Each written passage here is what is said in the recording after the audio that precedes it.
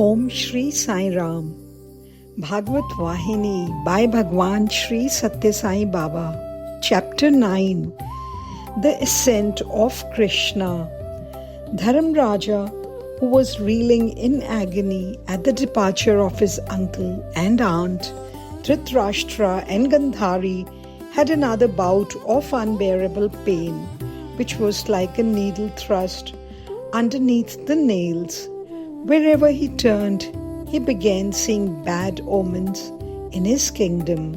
He noted in every act around him the taint of falsehood, cruelty, and injustice. It met him at every step and confused his vision. As a result, an inexplicable anguish possessed him anew. His face became pale with apprehension. It was marked by constant agitation and anxiety. Seeing this and becoming agitated themselves, the brothers Bhim, Nakul, and Sahadeva approached their eldest and expressed their eagerness to delve into the reasons for this strange sadness. They stood before him with folded hands and inquired, "Lord and Master, day by day we find your countenance rendered dimmer and dimmer. You seem sunk in unfathomable agony, sinking deeper and deeper with every passing hour. You have become too weak to stand firm. If any of us has caused you pain, please tell us. We shall guard ourselves against repetition, and we pray we may be pardoned. If all this is due to something else, you have only to tell us about it. We shall, at the cost of our very lives, see it right and restore your mind. When you have such heroes, obedient as we are, to correct anyone, however high and mighty, it is not proper for you to give vent to grief.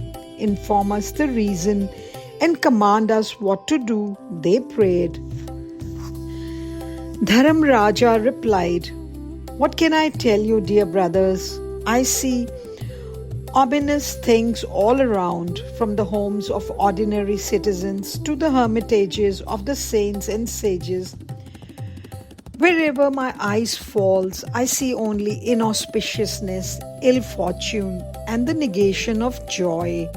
I argued within myself that this was only the result of my warped imagination, and I tried my best to muster up courage and confidence. I did not like to fall a prey to my fears, but I could not succeed. Recollecting the scenes made my fear even more fearsome. To aggravate the sadness, I saw some scenes that are contrary to established morals and Dharma. Not only did they come to my actual notice, the courts of justice in this kingdom have been receiving petitions and pleas regarding wrongs, injustices, iniquities, and misdeeds, which make me grieve deeply. I saw some situations which were even worse. Last evening, when I was returning after a tour of the kingdom, I saw a mother cow refusing to nurse and feed her newborn calf. This is quite strange and contrary to nature. I saw some women wantonly loitering in the bazaar. I hope that they would rush into their homes when they saw me. But no, it did not happen so. They had no reference for authority. They went on as if I was not in the picture. They continued to talk without restraint to the menfolk. I saw all this with my own eyes. I simply proceeded further from that horrid place. Very near the Raj Bhavan, when I was about to enter it, I perceived a Brahmin selling milk and curds. I saw people emerging out of their houses and closing the doors behind them. I found them fixing some iron lump to them so that they may not be opened.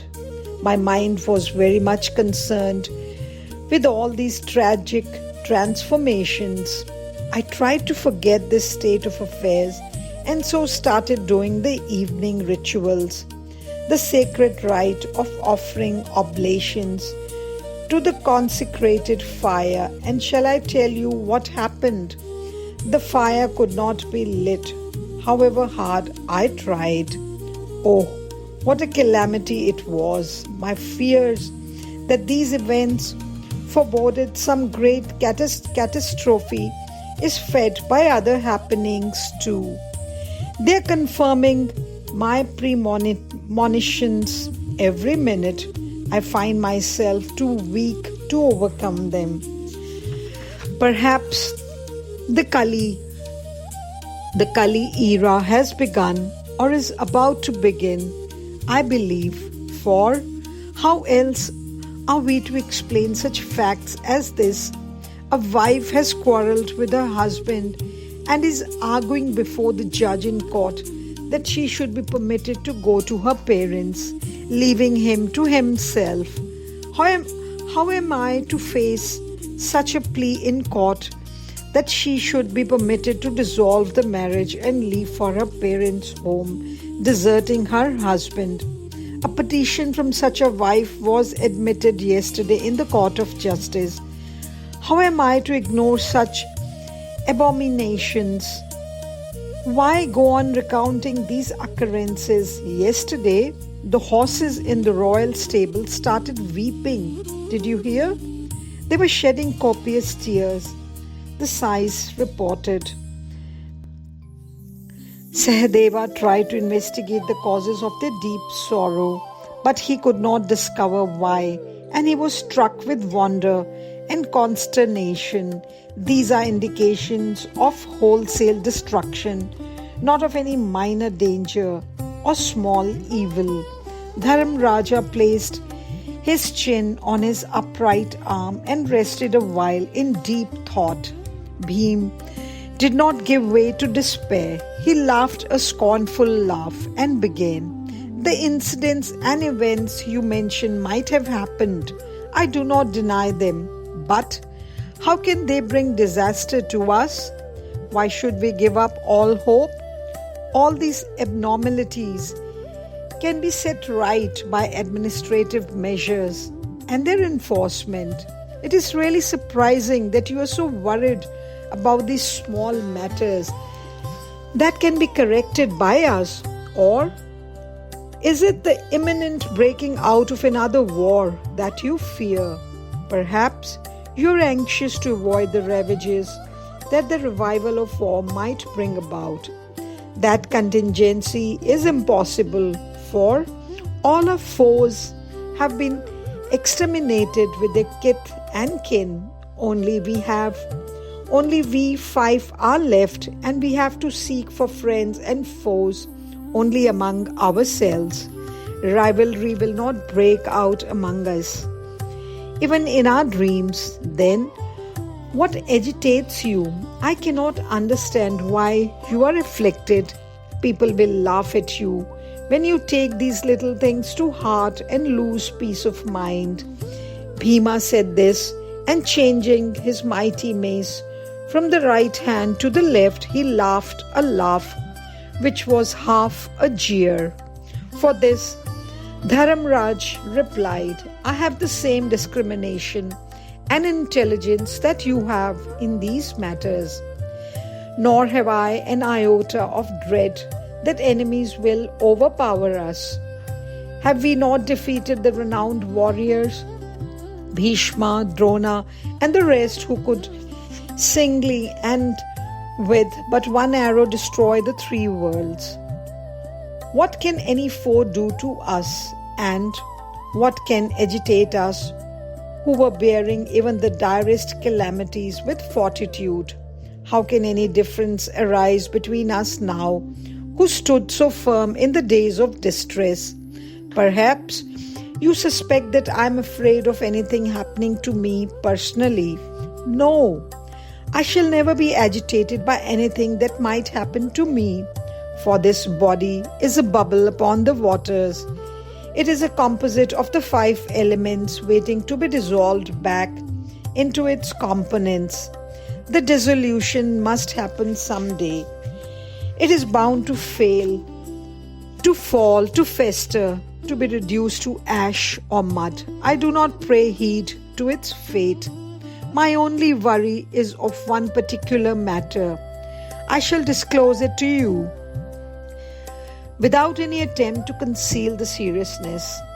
Listen, it is now more or less 7 months since our brother Arjuna left for Dwarka, yet we have not heard anything about the welfare and well-being of the Lord of Dwarka. He has not sent any messenger or message regarding, at least, his reaching Dwarka. Of course, I am not worried in the least about Arjuna and his reaching or not reaching Dwarka. I know that no foe can stand up against him. Moreover, if anything untoward had happened to him, certainly Sri Krishna would have sent the information to us of this. There is no doubt. So, I am confident that there is no reason to be nervous about him. Let me confess that it is about the Lord Himself that I am feeling worried. With every passing minute, anxiety is increasing. My heart is suffering unbearable agony. I am overwhelmed by the fear that he may leave this world and resume his permanent abode. What greater reason can there be for sorrow? If this catastrophe has actually come about, I shall not continue to rule over this land, widowed by the disappearance of the Master. For us Pandavas, this Vasudeva was all our 5 vital heirs put together. When he departs, we are but corpses devoid of vitality. If the Lord is upon the earth, such ominous signs dare not reveal themselves. Injustice and iniquity can have free play only when he is absent. I have no doubt about this. My conscience is clear about it. Something tells me that this is the truth. When Dharmraja asserted thus, the brothers fell into the depth of grief. They lost all trace of courage. Bhim was the first who recovered sufficiently to speak. He mustered some courage, and in spite of the wave of sadness that smothered him, he said, "For the reason that Arjuna has not returned, for that we have not heard from him, you should not picture such a dire calamity and start imagining catastrophe. There must be some other reason for Arjuna's silence, or else Krishna himself might have neglected to inform us. Let us wait, seek further light. Let us not yield to the fantasies that a nervous mind might weave. Let us not clothe them with a vesture of truth. I am encouraged to speak like this, for one's nervousness is often capable of shaping such fears." But Dharamraj was in no mood to accept this. He replied, "Whatever you say, however skillfully you argue, I feel that my interpretation is correct, or else how can such an idea arise in my mind? My left shoulder is registering a shiver. See, this is a sign confirming my fear that this has actually happened. You know, it is a bad omen if the left shoulder shivers for men and the right for women. Now, this thing has taken place in my body, and it is a bad omen. Not merely the shoulder, the entire being, mind, body, intelligence, all are in a shiver.